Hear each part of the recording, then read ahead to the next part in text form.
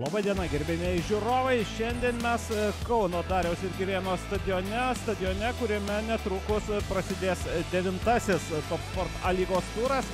Galima ir kitaip pavadinti, tai paskutinis pirmo rato turas. Kauniečių ataka pernamas į kairį kraštą, čia gali būti pavojinga.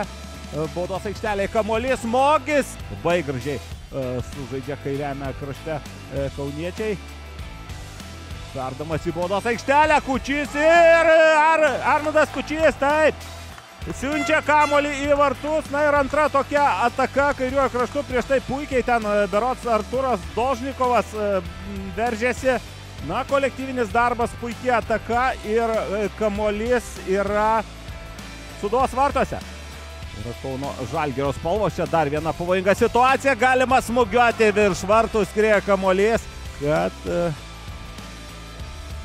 Oi, koks geras perdavimas, Odueni, smūgis ir kaip dabar išsaugoja vartus.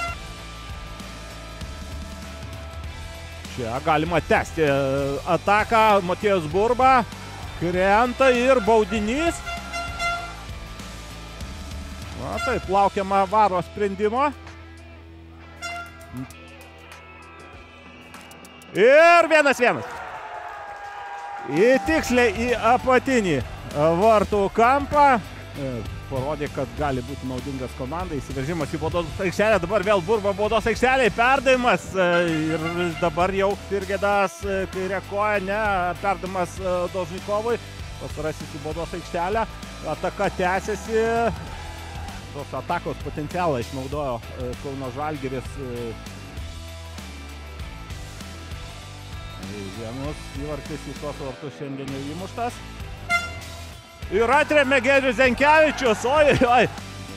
Dangubičius šalia jo.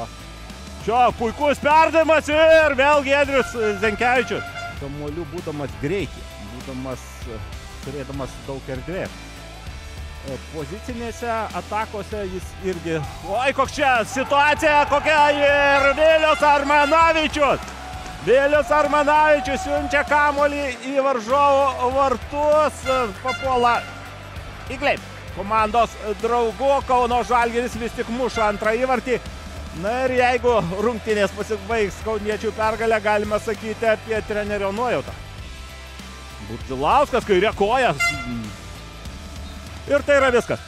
Kauno Žalgiris laimi trečią kartą iš eilės, šį kartą savų vartų sausų išlaikyti nepavyko, bet svarbiausia, kad kauniečiai įmušė vienu įvarčiu daugiau nei varžovai.